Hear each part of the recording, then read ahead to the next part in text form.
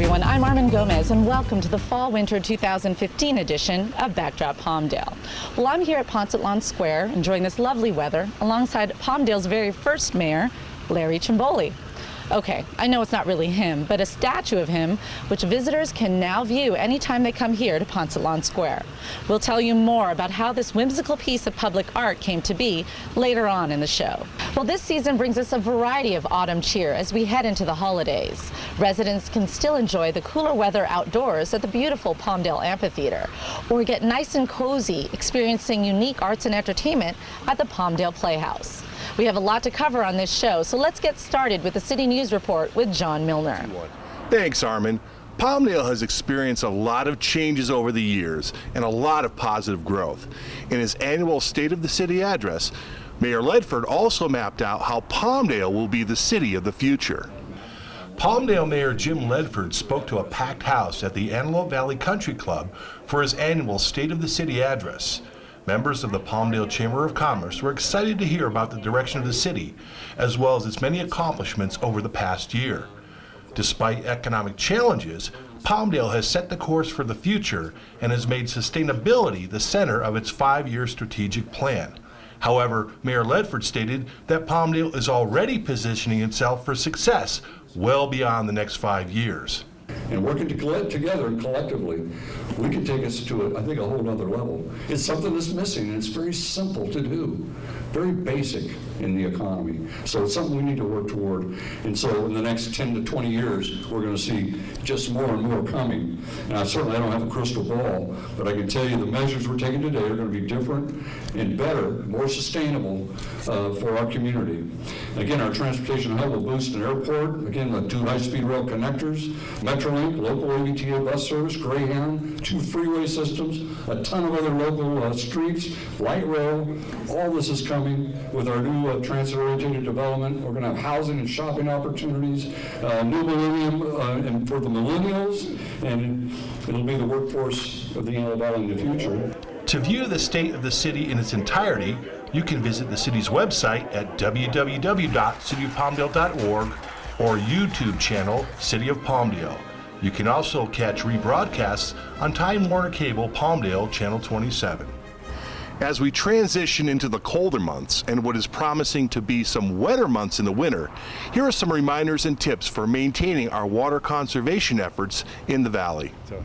I'm here with Mike McNutt, the PIO and Water Conservation Director for the Palmdale Water District. Mike, thanks for coming out. Thanks for having me. Well, we're in the fall now. We made it through the summer. It was a tough summer. What's some of the latest updates on water conservation in Palmdale? Sure, thanks for asking. So as everybody knows, we're going into the 5th year of our drought. We're solidly in the 4th year. And the State Water Resources Control Board, which is the governing agency for all water in the state, has mandated all of us, all water agencies, 400 and some, reduce water consumption by a certain number. And so for Palmdale, that's 32%. So the community's responded well. However, we're not really to where we need to be yet. We're still falling a few percentage points behind where we're asked to do that. And unfortunately, the state's going to start fining us up to $10,000 a day for being in non-compliance with that 32% figure. So there's a sense of frustration in the community because there's a lot of people doing what they need to do, but there's also a lot of people who aren't. So we're starting to focus now on getting those people who aren't reducing their water consumption to actually start doing so. And what are the ways they should be reducing their water if they're not? So we have watering restrictions for outside landscaping or outside irrigation. Wednesdays and Saturdays, those are the 2 days you can water before 10 a.m. and after 6 p.m. Other than that, you can't be watering outside whatsoever. Obviously, some of the things that you can do inside your house is real simple. Take shorter showers, only use a washing machine with full loads, turn the water off when you're brushing your teeth. Very simple things that add up when a lot of people do them. Right. I learned the art of the, what they call the Navy shower. Yeah. And it works. It's like, oh my gosh, and I'm using so much less water. Absolutely, yeah. This is the thing that if everybody does it, it's a cumulative effect of the entire community working together. And that's the kind of message we're trying to get out, is if the community does this together, and they are resilient people here in Palmdale, good things can happen. Some people are concerned, well, their lawn may die if it goes brown? It doesn't really die, does it? No, it doesn't. It goes into a dormant phase. So what happens is that the roots stay alive, but the top stays dead. And what happens is when the temperatures start cooling off, when we actually start getting some rain, it'll come back and it should be just as green as it was maybe a year ago in the spring. And they're talking about possibly, quite certainly, a lot of rain this winter? Yeah, so there is an El Nino that's forecast, and the problem with that is sort of like resting on our laurels, if you will, that that's going to be a savior for the drought isn't 100% true. Will it provide relief? Potentially, but here's the problem. Do we know exactly where it's going to go? If it goes too far north, are we going to get enough rain? If it goes too far south, the Sierra Nevada is going to have a significant snowpack. So we're still kind of in a waiting game to figure out where this is going to go, but to be quite honest with you, it's looking pretty promising. Well, that's good, but people still need to conserve. And if they need tips or anything, your website? Yeah, people need to keep conserving. Keep on doing what you're doing, please. If you do see water waste, just call us up at 661-456-1099. That's our water waste hotline, or you can email a picture with an address at waste@palmdalewater.org. We do ask that people just keep on conserving and doing what they can. We're really pleased with the way that the community's responded, but as I said, there's just a few of us out there where we need to focus on to get to where we need to be.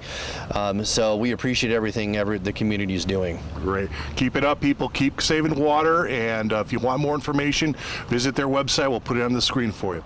The Palmdale Amphitheater will once again be host to the AV Wall for special Veterans Day ceremonies.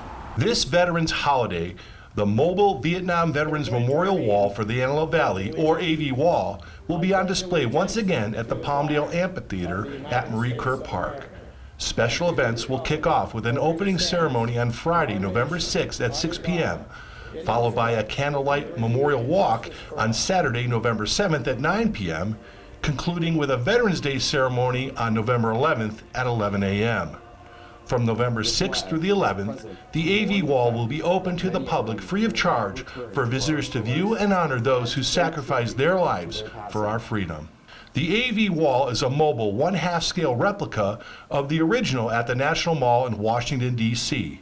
The project was funded by donations from the community between 2005 and 2009, with more than $100,000 donated to the project. Donations for the ongoing maintenance and display of the AV Wall are always greatly appreciated and can be made to Point Man Antelope Valley at www.avwall.org. With the holiday rush, it's easy to forget that the true meaning of the season is giving. And South Antelope Valley Emergency Services, or SAVES, has been providing holiday baskets for families in need so that they may enjoy a traditional holiday meal.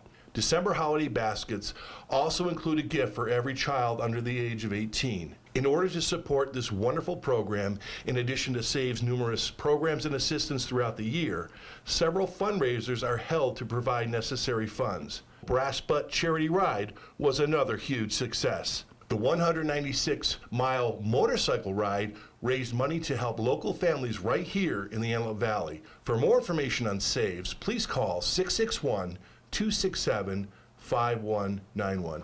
There are many ways to stay connected and receive updated information on city news.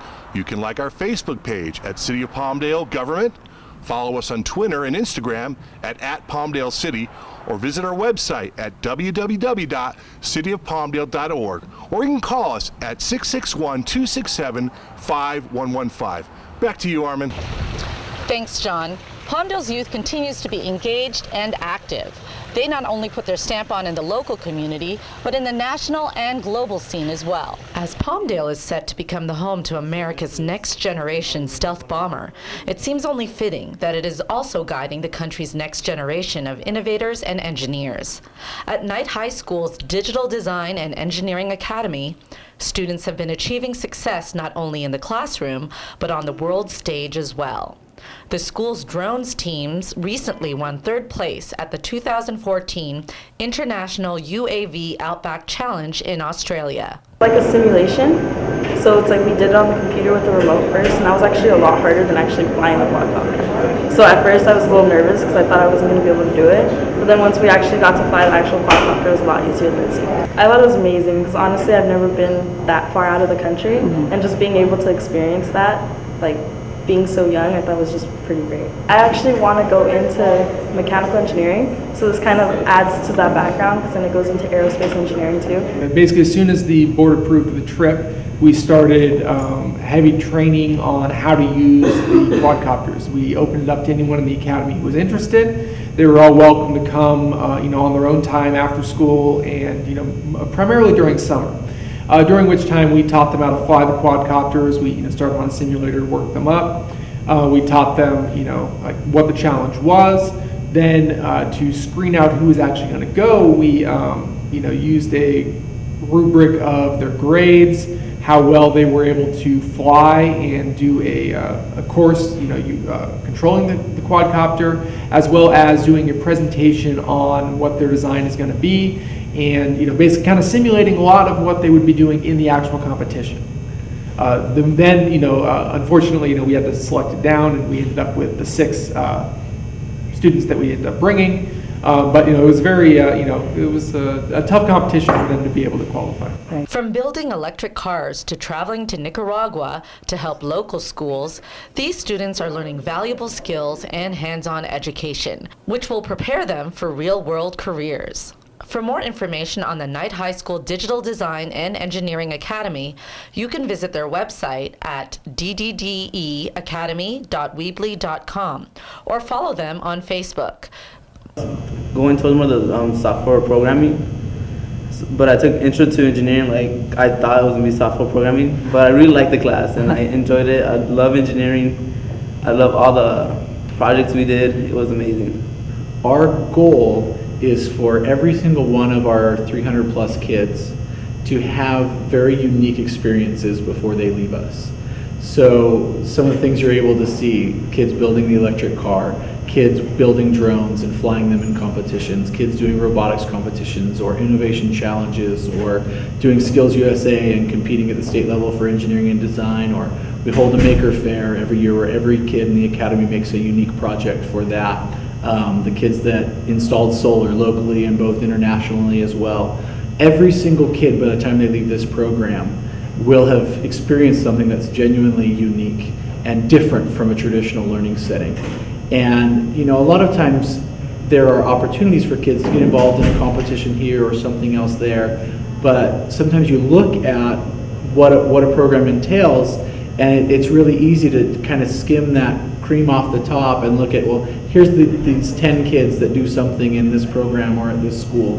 But we try to set ourselves apart and say, no, here's our 300 kids, and every single one of them has the opportunity and is pushed to do something amazing and out of the box and creative, something that exposes them to the international world or pushes them to compete or takes them out of their shyness and helps them to express themselves in new ways. And so that's really what we're all about, is taking what the kids come with and building upon that and stretching them as far as we can to prepare them to be the best citizens and people that they can when they leave us. Students from the Palmdale Aerospace Academy have also made their presence known on the international stage. The school's FRC Team 5012 Griffin Gear took first place at the 2015 First for Inspiration and Recognition of Science and Technology World Championship last April in St. Louis, Missouri. This was their second appearance at the Worldwide Championship, having also qualified for last year's competition, and their first win, besting teams from countries all around the globe. You can also visit griffingear.com or www.tpaa.org for more information. Young people continue to contribute to our community through various organizations, including Palmdale's Next Generation Youth Council. This year, a new Youth Council Library Edition has been created. The Palmdale City Library is seeking teens from 7th through 12th grade to help plan library events, brainstorm decorations, and share ideas to improve services for teens at the Palmdale City Library. Meetings will be held every second Saturday of the month at 9 a.m. at the library. I really joined the Youth Council so I can get a better understanding of what we're doing in Palmdale, because I lived here for so long.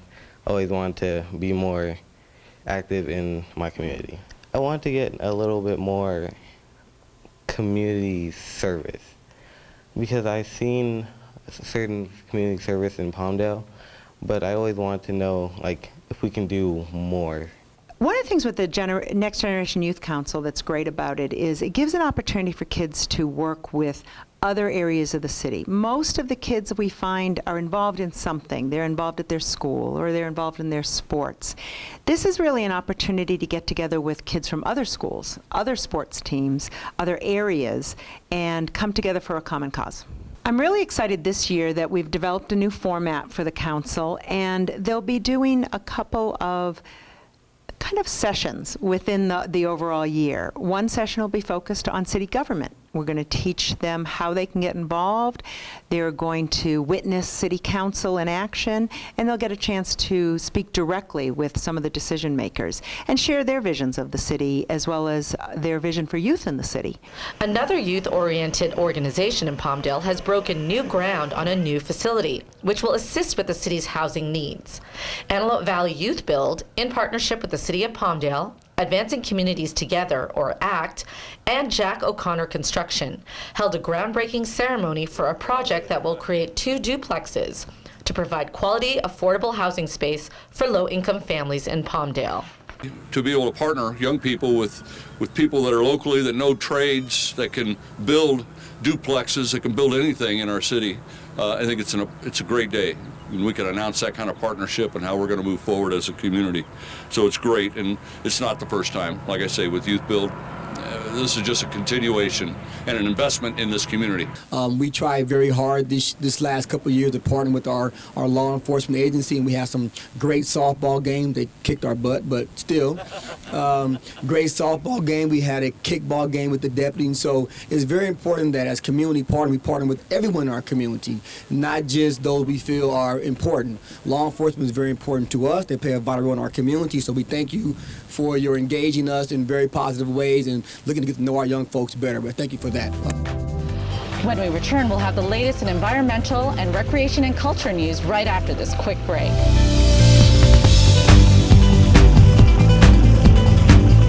Strong communities can be the key to survival. Your neighbors could be the ones your family turns to for immediate help. Professional emergency responders may not be able to reach everyone who needs help right away. So, share your skills and resources in advance and develop a neighborhood emergency plan. Connect with your neighbors. Be prepared to respond in an emergency. Find tools to develop your family and neighborhood plan at preparetorespond.org. Anthony is wanted everywhere. Anthony's on my team. Oh, he's on my team. But recently, Anthony went with his parents to find a new place to live. It's already rented. But housing discrimination is illegal. So Anthony's parents filed a complaint, and now they have a wonderful place to live. If you believe you've been discriminated against because of your race, color, religion, national origin, sex, familial status, or disability, contact your local Fair Housing Center.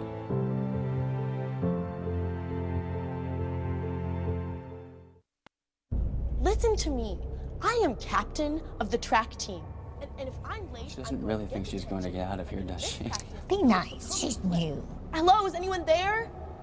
Ugh! Wow. Even from our standards, you look awful. Oh, sweetie, what happened? Me? My friend Becky got to talk to this super cute boy, and I tried to act like I wasn't jealous, but I so totally was. And then out of nowhere, this concrete barrier just popped up. Maybe it was a semi. You mean you were driving? Yeah. I mean, I know the whole eyes on the road thing, but this was a super important text. Maybe you have to know, Becky. Texting? Great. But it was only like 5 seconds, and I'm a really, really fast texter, so it wasn't even a big deal. Actually, has she texted me back yet? Wow, I get like no bars in this place. I wonder if they have Wi-Fi here.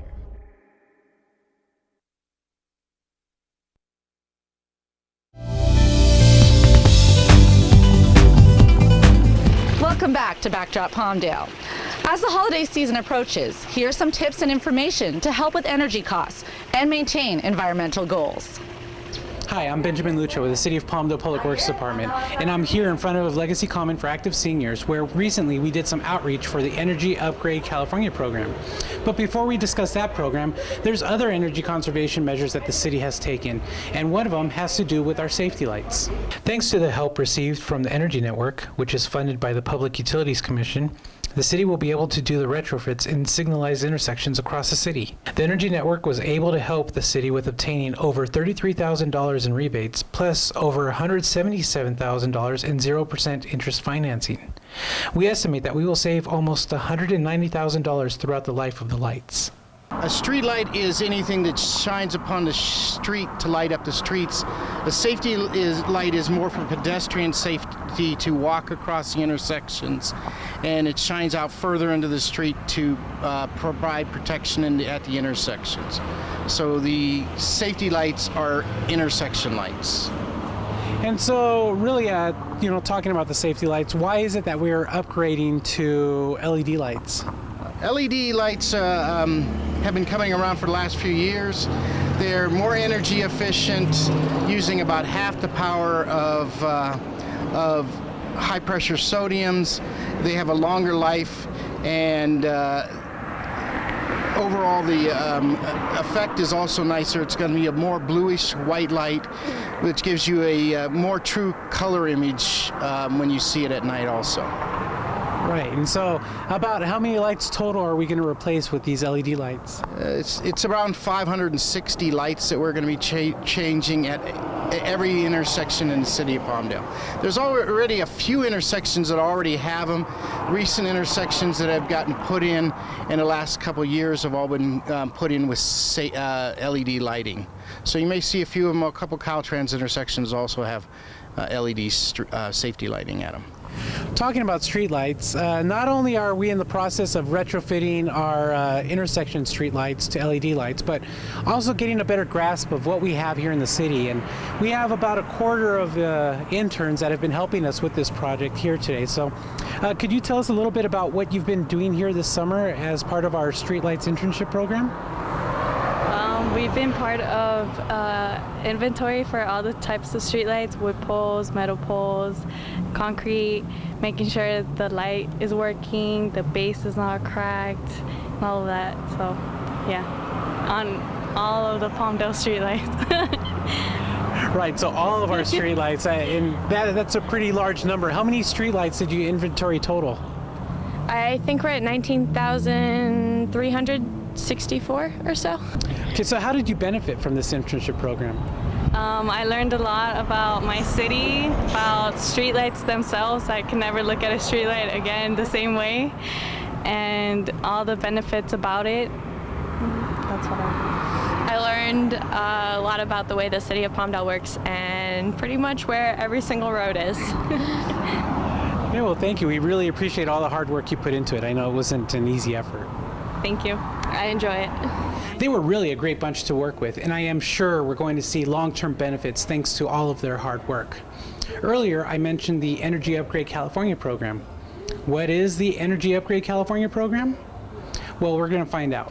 With Energy Upgrade California Home Upgrade, homeowners can get thousands back in rebates when they make energy-efficient home improvements to keep your house more comfortable this winter. Projects like adding insulation, replacing your hot water heater or furnace, or sealing off drafts can help your home stay cozy when it's cold outside. Plus, by choosing the more energy-efficient option, you can save on energy bills and qualify for home upgrade rebates. Well, we signed up for it for a number of reasons. First of all, we like the idea of being able to afford the upgrades that we want to get. But also, we want to be able to help the environment. We want to be able to help with the water conservation. So naturally, the grass here, for instance, it's the synthetic grass. It allows us to do that. Our air conditioning allows us to save energy and still have a comfortable home. So, and also we had the door changed as well, and the door, because a lot of our energy was leaking out of our front door. So it was a great opportunity for us. It's a fantastic opportunity for homeowners, because with a lot of the programs that are in place now, you can get the equipment that you want in an affordable way, and also you get your bills go down. So it's a win-win. You're saving a lot of money. To get started, the Energy Network maintains a list of home upgrade participating contractors who are licensed, insured, and have energy efficiency training. Your participating contractor will handle all the rebate paperwork. Yeah, it's been really beneficial for our company as of late, just for people being able to receive money back in rebate form. It allows them to purchase the higher efficiency equipment, which in turn helps save energy for the customer and the whole state. So in the long run, the customer will make back all the extra money they've spent on the high efficiency equipment on top of the rebate. To learn more, visit www.tenres.com or call 877-785-2237 to speak with the Energy Network and find a participating contractor near you. Talking about help, now's the time of year when many people invite you over to their houses to help yourself to great meals. But there's a hidden danger with that. And to discuss it, we met with our Utilities Division. So I'm here with the Utilities Division, and you can see there's a lot of activity going on behind me, and there's a reason why we chose to do the interview here. So can you explain what your coworkers are doing right now? Yeah, right now they're cleaning out our sewer line because at this time of year during the holiday season, there's a lot of fog, fats, oils, and grease that goes down the sewer. And we just want to remind people to properly dispose of fog accordingly. If you're deep frying a turkey, the oil should be put back into its original container and disposed of properly. Also, before you wash dishes, scrape them off. Put stuff that's supposed to go in the trash can and not down your sink. Okay. Well, what about, I've heard like some wives' tales of, if you heat it up real well or if you add soap, it's not a problem. No, that's not true. It's still a problem. Hot water, if people try to just put hot water down the drain, think it's going to clear it up, and all it does is emulsifies it, and when that water cools off down in the pipes down below, it just coagulates back up and it creates a blockage right there. So you could do it a few times and you might think you're safe, but it's just building up, leading up to a blockage. Okay, and why don't you explain a little bit about what happens with the blockage and what it has to do with what's going on behind us here, because I think people probably aren't quite understanding what it entails. What happens with the blockage is when fats, oils, and grease sticks together, it basically builds up, and then it just totally clogs up the pipe. So as a regular residential house has a 4-inch line coming out to our sewer is an 8-inch line. Usually the house line backs up first, but every now and then we do get blockages in our main line. And like I said, what it does is it blocks up the whole line. And what these guys have to do out here is they have different nozzles that will come through and clean the line. When there's a blockage, they have to actually punch through the fats, oils, and grease to relieve that blockage. So then they have to let air so that the whole thing will start flowing again. It's a major project because you have spillage that can come over outside of the sewer lid here, and also the cleanup and just everything that goes with it. And I know it's pretty disgusting, but can you explain to everyone what happens when you have a spillage situation? Well, first you're going to get the smell. Obviously, nobody wants that. You're going to get spillage that'll come out. It looks just like a regular leaking manhole, but what it is that's a sewer that's coming out of that manhole. So it's everything that you put down, your sinks, toilets, everything, and it will go down as far as that spillage will take it. So if it's 50 gallons, it's going to go down a substantial amount. If it's more than that, it's just going to keep on going until we block it off and come out and clean it up. And it could get to an all-day process, if enough comes out. So you're talking about raw sewage pretty much flowing in front of your home when you have one of these fog buildups. Yes, it is raw sewage, so obviously you never want to get near it, play in it, touch it, or anything else. Call the city. That's what we come out to do. Hopefully we don't have one, but if there ever is a problem with manholes, you see any kind of water or any kind of seepage coming out, call the city and we'll come out and take a look. Okay, thanks. And just real quick too, I know that there's another issue that you've been dealing with, and it has to do with flushable wipes. Could you explain how flushable wipes really are? Yeah, flushable wipes, although they do say flushable, just because they can go down the toilet doesn't mean we want them down the toilet. They don't break apart the way traditional toilet paper does. So what they do is they basically get caught on roots, protruding laterals that come out, anything else that will actually catch any kind of fabric or paper, and they start building up. And pretty soon we end up having a blockage with flushable wipes. So we try to discourage people from using them, but at the same time we can't stop everyone. Well, thank you for this information. It's really helpful. Oh, no problem. It is important to not pour fog down the drain. To help promote the proper disposal of fog, the city has been airing the following commercial. Ah, plumbing, a mysterious system of pipes and tunnels that makes everything nasty in our lives just disappear. Except that's not entirely true. In fact, if you put the wrong stuff down your drains, you could wreck that system and cause yourself one heck of a problem. Specifically, flushing fats, oils, and grease of any kind can clog the sewers and lead to raw sewage. Yep, that raw sewage, backing up into your home, your business, your child's school, anywhere. Things like bacon grease, salad dressing, fat from soups, and so on. Even things that claim to be flushable usually aren't, and can contribute to an even worse clog. Even if it doesn't back up right into your home, trace amounts of sewage that get tracked in by kids and pets can cause illness and disease. Unless you're a mid-90s supervillain, living in toxic sewage probably isn't your thing. So be smart. Throw out your fats, oils, grease, and other clog-creating trash instead of flushing it.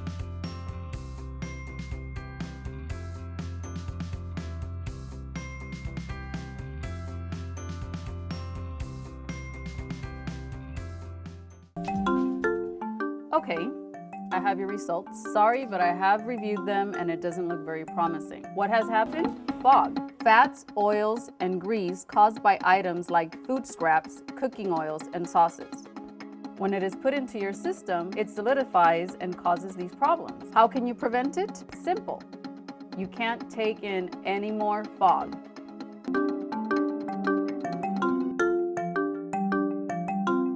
Wow, that commercial really drives the message home. Please don't pour fog down your drain. Talking about timely advice, recently we met with Waste Management to get some more helpful hints. We're getting into another fall season, so we're talking about leaves and Christmas trees. And certainly with regards to leaves, we would hope that residents and businesses would collect those leaves for residents, place them in your green waste bin and keep those leaves out of the street. Also be mindful and be looking out for heavy leaf season, where we'll actually be collecting extra bags of leaves and plant material that are generated during the heavy leaf season. All right, thank you. And for people who will have extra leaves and they want it to be picked up, is there any special requirements or instructions you have for them? Certainly from a standpoint of we do additional bulky item collections several times for residents throughout the year, so just give us a call. We'll be glad to schedule and come by and get those. Same thing with the Christmas trees. You know, it's we'll have Christmas tree season right around the Christmas holidays there and through the new year, and just asking people to place those unflocked Christmas trees with out there ornaments in the stand by their bins curbside, and we'll come by and get that Christmas tree as well. Right, and I believe it's like, what, it's the first 2 weeks of January, right, where you're going to do those collections free of charge? Yes, it'll be for residential customers. You can also bring those by our facility at 1200 City Ranch Road and drop it right in the bin there in front of the office. The city would also like to remind you, if you have any electronics or other household hazardous waste that you are looking to safely recycle or dispose, please take it to the Antelope Valley Environmental Collection Center the first and third Saturday of every month from 9 a.m. to 3 p.m. to have it collected free of charge. Those were really helpful reminders. However, we have some other trash-related information too. Recently, we wrapped up a grant that had to do with illegal dumping, and I got to talk to a few people about that program. What we found was the most important point at which people are likely to illegally dump their waste is when they're moving. And so what we found was, instead of trying to use a lot of money to reach everyone, every resident, we specifically worked with complexes to try to outreach to people that were either about to move to a new complex or people that had just moved in. That's the time at which people are likely to have old furniture they wanted to get rid of, or appliances they didn't need. And if we can reach them with these opportunities on proper disposal, then we can make the most difference. And so we focused very much on that. And the second thing was let residents know that, hey, if they do see someone illegally dumping, call it in. We want to take care of that problem and make sure that people understand that morally that it's wrong. It's a problem and affects all of us. It affects the community, illegally dumping. So having that hotline available for calls for people that see stuff. Well, I'm also here with Kristen. She helped me with wrapping up the grant, and she was a huge help with all of the follow-up that was required of this grant. And Kristen, what were the final results of this grant program? Well, thank you, Ben. Overall, we collected 340 tons of illegally dumped items, and that was from the city effort. And then we had 3 grant-funded cleanups, and that had over 200 tons of illegally dumped items, which had about 300 volunteers, and we had approximately 840 hours of their time. Part of the illegal dumping program included a special app to report issues around the city, including illegal dump sites. Have you downloaded the app? If not, please search for the My Waste app in your applicable app store. You can also go to the city's website for information on how to download the app to report illegal dumping. Hopefully, with everything we have done and everything we have learned with this program, we can help work towards keeping our valley clean. I hope you enjoyed this information from the Public Works Department. Now back to you, Armin. The Palmdale Playhouse is holiday headquarters during this season. You can get your wish list to Santa starting on Wednesday, November 25th, with our holiday open house. Visitors will be able to meet Santa and enjoy complimentary refreshments. Admission is free, and for $5 more, you can get a photo with Santa as well. There will also be a sing-along with Santa on Saturday, December 5th at 6 p.m. There will be live carolers, refreshments, and Santa's elves will help kids handcraft special keepsakes before the show. Admission is $5 and includes a souvenir songbook. On Sunday, December 6th at 2 p.m., Palmdale Junior Ballet and Theater Dance Company present Hansel and Gretel and For the Love of Christmas. On Sunday, December 13 at 2 p.m., you won't want to miss the fun with Charles Phoenix and his retro holiday slideshow. Festive holiday dress is highly encouraged. Finally, get into the holiday spirit with the beautiful music of West Coast Classical, with 3 delightful concerts from Thursday, December 17 to Saturday, December 19. For showtimes and ticket information on all these wonderful events, please visit their website at cityofpalmdale.org/playhouse or call 661-267-5684. In the tradition of more popular New Year's resolutions, what better way to burn off those extra holiday pounds than to participate in Palmdale's second annual Color Vibe 5K Run Walk. Once again, this bright and lively event will be held at the Palmdale Amphitheater on Saturday, January 23rd. Registration is open, but space is limited. Your entry includes a race bib, color pack, and a dance party before and after the race. So get colorful and get healthy. Visit thecolorvibe.com/Palmdale. It was a great turnout for the inaugural Generations Juried Art Competition, which included works of art by artists 55 years and older, as well as 17 years and younger. A special reception was held at Legacy Commons to announce the winners of the show. In addition, the winner of the recent Walk on Words poetry contest was revealed, along with the winning poem stamped in concrete by the facility's entrance.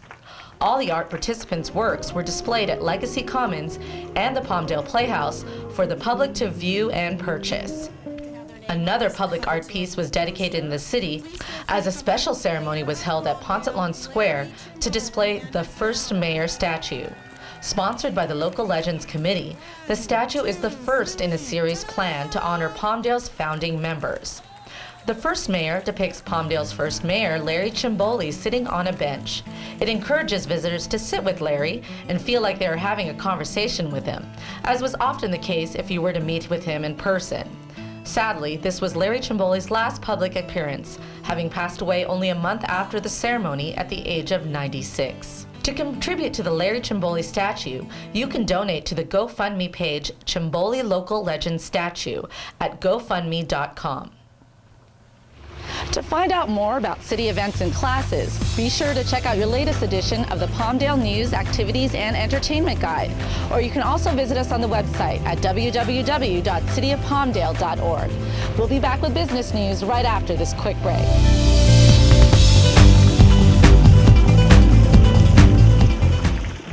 Hey LA County fans, Oral Hershiser here. Did you know that out of the 21 billion CRV eligible beverage containers sold in California each year, nearly 3 billion containers still end up in landfills? That's $100 million of your money in the trash. Literally. Help strike out litter and recycle your beverage containers. It saves energy, reduces greenhouse gas emissions, and conserves natural resources. Check out cleanla.com for more information. Brought to you by the County of Los Angeles and Department of Public Works.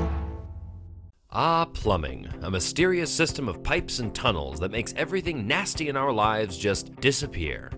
Except that's not entirely true.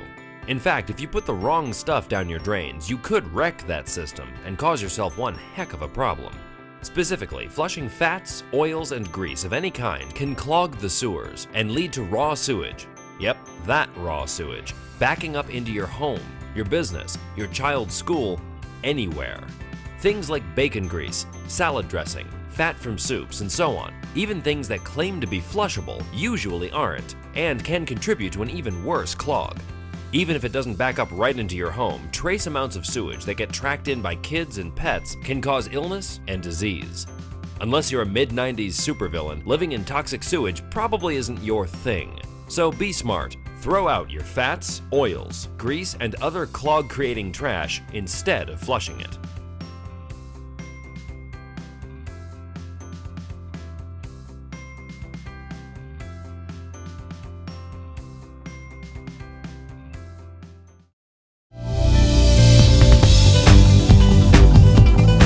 Welcome back to Backdrop Palmdale. Since the beginning of 2015, the city's economic activity has been steamrolling, and it doesn't look to stop in 2016. To fill us in on the latest in business news, here's John Milner. Thanks, Armin. For the second year in a row, Palmdale has been nominated as the most business-friendly city by the Los Angeles County Economic Development Corporation. The City of Palmdale is proud to announce that they are the recipient of the 2015 Most Business-Friendly City with a population of over 65,000. The City of Palmdale will be honored at the 20th Annual Eddie Awards, hosted by the Los Angeles County Economic Development Corporation, or LAEDC. Palmdale, along with the cities of Bellflower, Carson, Lakewood, Pasadena, and Santa Clarita, are finalists for the most business-friendly city in LA County. This is Palmdale's second consecutive year as a nominee. The city is being recognized for these efforts through events such as the popular Business Appreciation Breakfast. Local businesses gathered at the Chimboli Cultural Center recently for Palmdale's Business Appreciation Breakfast, conceived as a unique way for local businesses to learn about programs and assistance which can help them grow. The event is hosted by the city's Economic Development Department. It also provides a great way to network with other businesses and organizations in a casual setting. A lot of Palmdale's dynamic economic activity is centered around the Antelope Valley Mall, which just celebrated its 25th anniversary. Hi, I'm with Tricia Granger, the marketing director of the Antelope Valley Mall. Hi, Tricia, how are you doing today? Great, how are you? I'm doing great. I understand this is the 25th anniversary of the Antelope Valley Mall. It is 25 years already. We opened in September of 1990, so it's been a great 25 years. I think it's definitely the atmosphere overall that Palmdale gives is more of a smaller community, so everything seems so relatable to you, and at the same time, you know everybody kind of that roams the mall. So I think that's why I come shopping here. Yeah. I just like seeing all the diverse shops around here. You know, it's nothing that it's focused on. It's the stores are just all over the place, whether it's motorcycle shops to clothing stores to, you know, the food courts. Dick's Sporting Goods. And what about my favorite store here is Build-A-Bear Workshop. Happy birthday, Antelope Valley Mall. It is, and it looks like all this new building going on, some freshness. You guys have done some remodeling, and we're standing in, what is this that we're standing in? This is our brand new entertainment plaza. So we're very excited to be, bringing us a spot to the community where we can host local, entertainment performances. So we have a stage, we have a great new fountain, some new retailers are open. We have new, or even more retailers coming soon, some more food. So you'll be able to sit outside, enjoy the music, the great weather, and something to eat. Now, this is always my favorite part when we talk. Who's coming? Who are some of the new people coming? Okay, so now we're just opening up Rue 21, which is a great addition. They sell men's, women's, and plus size. So that's going to be, they just opened. So come down and see them. We're getting ready to open a Blaze Pizza, which is, build your own pizza, which is yummy. I don't know if you've had it, but they do a s'mores pie for dessert. Oh boy. It's amazing. Minchie's Frozen Yogurt, has just been open, which is great. They do a lot of fun stuff and have great yogurt, and even some dairy-free options, which is cool, for those folks who do dairy-free. So they're open. We've done some remodeling inside. We've recently remodeled our family restroom. Red Robin behind us had a full remodel. Just, a lot of moving and grooving and upgrading. Looking spiffy for 25. He looks great, looks brand new. And what's cool is you come out here, grab a bite to eat, come and sit, enjoy this beautiful new redesign. It's a great plaza. We put in a new water feature, and we have AstroTurf, which of course is, drought friendly, so it'll always be green out here. These great olive trees that, in 25 years, those things will probably be taller than the building. Yeah, you're right. So you've got some things coming up here in the plaza and in the mall. Tell us about what's coming up this fall. Santa will arrive on November 21st. Okay. So we're very excited. We're gonna make some changes with our Santa set this year. So we'll see the traffic patterns maybe be a little bit friendlier for those who, sometimes it's rough. And then we will, of course, he arrives before Thanksgiving, but we will have our annual Turkey Time Text to Win, of course, the week of Thanksgiving. We love to celebrate Thanksgiving as well. And then new this year out on the Entertainment Plaza, Sundays in December, we're gonna offer Cocoa and Caroling, which is gonna be a charitable component. So we're excited to announce our nonprofits pretty soon, how that's going to work. And we'll have, live entertainment as well, some Christmas carols, some hot cocoa and some other fun stuff going on right here in the Entertainment Plaza. It is beautiful, and it's just a place, the mall is a place where you talk about the teens. This is where my kids came when they were teens. This is where you come to hang out, see your friends. It's just a gathering place, and it's so great now that with this plaza, we can go into the holidays and have some programs, and I'm looking forward to the carol. I think it's going to be great. And you said it's for charities. It is. We're going to have a charitable component, so we're going to invite a few charities to come out and raise some money. Charities need help year-round. We know that. It's difficult, and generally during the holidays, people are more charitable. So we're hoping to, help some folks raise some money, here locally to, make a difference and help some of our local neighbors and, our whole local community and our neighbors. Because, unfortunately, you just never know. You just never know who really needs the help. So we're looking forward to having some live music. I love Christmas music. I listen to it year-round, quite frankly. So, some hot cocoa, maybe some mittens. Maybe we'll get, down into the 70s, and so we'll need to wear our mittens is what we're hoping for. I'm hoping it snows. Right? But people, the Antelope Valley Mall's got so much going on.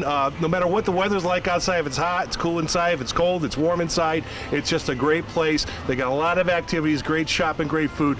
Come on down this holiday season. Make it part of your family tradition. Happy birthday to the Antelope Valley Mall. It was quite a scene as Chick-fil-A fans camped out in front of Palmdale's new store for a shot at a free one-year supply of Chick-fil-A meals. It continues to be the popular chain's signature grand opening event, which transforms the restaurant's parking lot into a 24-hour community-friendly party. Chick-fil-A is also using the opportunity for visitors to donate books that will benefit the Antelope Valley Boys and Girls Club in Palmdale. The opening of Palmdale's first standalone Chick-fil-A restaurant has created 75 new jobs. Featuring the chain's newest interior and kitchen design, the new location can seat 110 patrons, which includes a community table for larger groups to sit together. The restaurant also includes dual drive-through ordering lanes to expand the chain's award-winning service. Customers will also be able to stay connected through the restaurant's free Wi-Fi, and parents will appreciate the indoor play area, which includes an interactive section for toddlers. The restaurant is open Monday through Saturday from 6:30 a.m. to 10 p.m., serving a full breakfast menu until 10:30 a.m. Like all Chick-fil-A restaurants, it will be closed on Sunday. Additionally, Krispy Kreme opened its doors to much anticipation, leaving the final parcel at the Rancho Vista Gateway Plaza to be completed. Construction is already underway for the new Aldi's grocery store. Aldi's is a German discount grocer with plans to open 45 new stores in the Southern California region. Their focus is to provide good quality products at deep discounts. Exciting development continues around the Palmdale Regional Medical Center as 3 new state-of-the-art professional medical office buildings were recently constructed for individual ownership or for lease to qualified tenants. Built by the Tillman Development Corporation, the attractive Class A buildings are located at 38910 Trade Center Drive within walking distance to the Palmdale Hospital. For more information, please call Harvey Holloway or Seffi Toneman at 661-948-2644 or visit www.cbcvalleyrealty.com. Other tasty offerings can be had at the newly opened El Patron Grill in the Palmdale Civic Center area. Palmdale also celebrated the first net zero commercial building in the Antelope Valley with a ribbon cutting ceremony for Precision Labs Calibration, located at 644 Rancho Vista Boulevard in Palmdale. The company offers full third-party registered instrument calibration and value-added services for thousands of Southern California manufacturers. In addition, they were recently awarded the California Air Resources Board, ARB, Cool California Small Business of the Year. For more information on economic development or any business opportunities in Palmdale, please call 661-267-5125. Back to you, Armin. Well, that will wrap it up for us here in the Fall-Winter 2015 edition of Backdrop Palmdale. As always, for more information on any of the stories we featured on today's program, please visit our website at www.cityofpalmdale.org or call us at 661-267-5115. We wish you all a safe and happy holidays. I'm Armin Gomez, and we'll see you next time on Backdrop Palmdale.